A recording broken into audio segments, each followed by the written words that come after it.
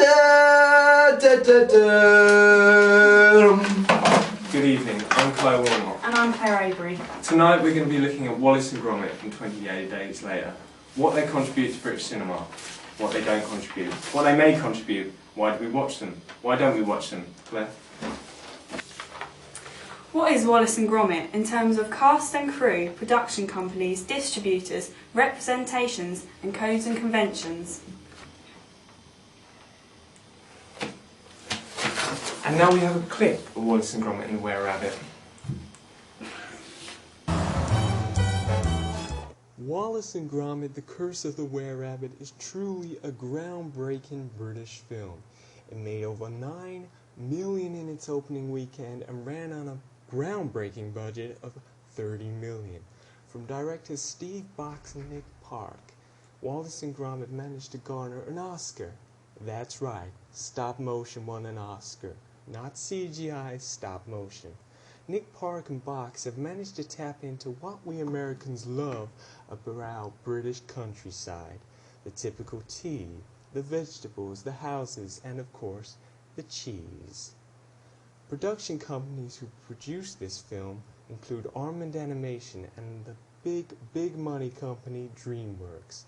The codes and conventions have clear throughout, with Armand's character stop motion becoming universally recognizable. This film is clearly a family film and may be the answer to why it has made so much. The distributors include DreamWorks Distribution, Sonar Films, and United International Pictures. It seems then that the British film industry has found somewhere where they can appeal to all different walks of people, different countries. May I say, may Wallace and Gromit long continue. Fascinating stuff.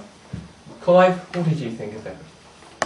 It was good. It was good. I went to see it with the wife and kids. It's a great weekend out. You should. I recommend it. I really do. How are the kids? You know, as good as can be on a curtain raiser's salary. We'll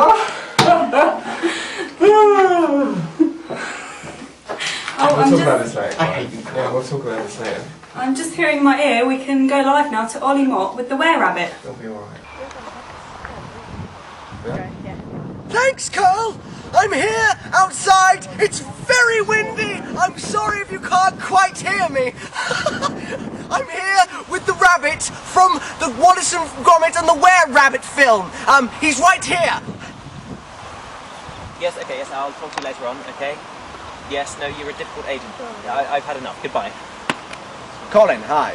Hi, it's very nice to meet you. Nice to meet you too. Hi. I'd just like to ask you a few questions about the film. Yes. The film has been a wide success overseas and here in England. What are your feelings on this newfound success and its reasons? Well, I'm amazed actually. I never expected to be in a Wallace and Gromit film. I'm glad as well that it made so much overseas. I wasn't quite sure how much until my agent told me, a little while ago. And I'm glad that I've got so many fans as well, because usually people don't warm kindly to a rabbit playing a main part in film. Yeah. Put on quite a bit of weight for the part, didn't you? Yes, I have been told. I'm only 17 stone though. Yeah, quite a lot. Yes. You were quite fat. Yes. Yeah. What other films have you been in, and how have they reflected with the newfound success of Wallace and Gromit? Well, actually, I was in a few films before Wallace and Gromit. In fact, I was in Watership Down. And I'm currently as well beefing up my new role, which is Watership Down 2, The Bunny's Revenge. So I'm really looking forward to the part, yes. I can say for us all that we're all looking forward to that film. We're all looking forward to that film. Back to you, Carl. Thanks, Ollie. Now here's our second clip, 28 Days Later.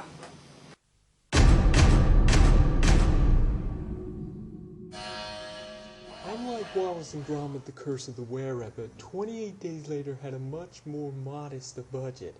Its budget was only $8 million. However, it did manage to pull in $1.5 million on its opening weekend at the box office. This is something unique, as this film is unique in itself.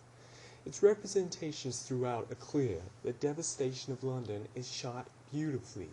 The iconography of London is captured very, very simplistically, but still perfectly. the London Eye, the Thames, Big Ben. Manchester's destruction is captured in an almost poetic sense. The basic human instincts here are represented through survival, the ability to kill when we have to. Corruption with the army is more of a sidetrack, but it still adds a lot to the plot. The codes and conventions here are beautiful. The Greek tragedy element, the underlying feeling of romance. Come on, you saw that coming.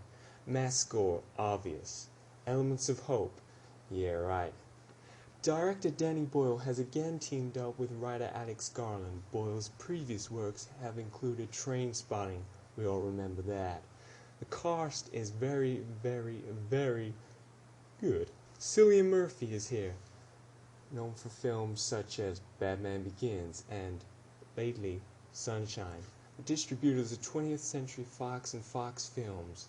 The production companies are British Film Council and DNA Films. It is clear that Wallace and Gromit had a much bigger impact across the pond.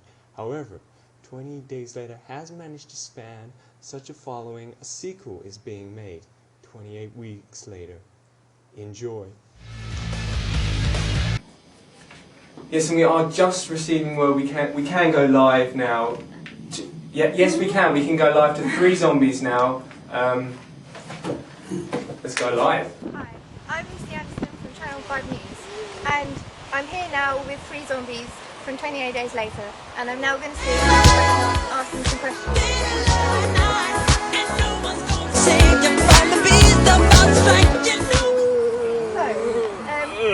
what do you think makes this film a good British film?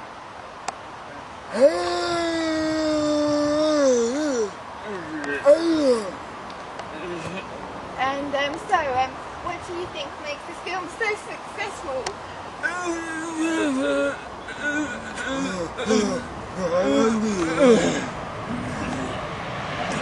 Do you think there are any other films of this kind?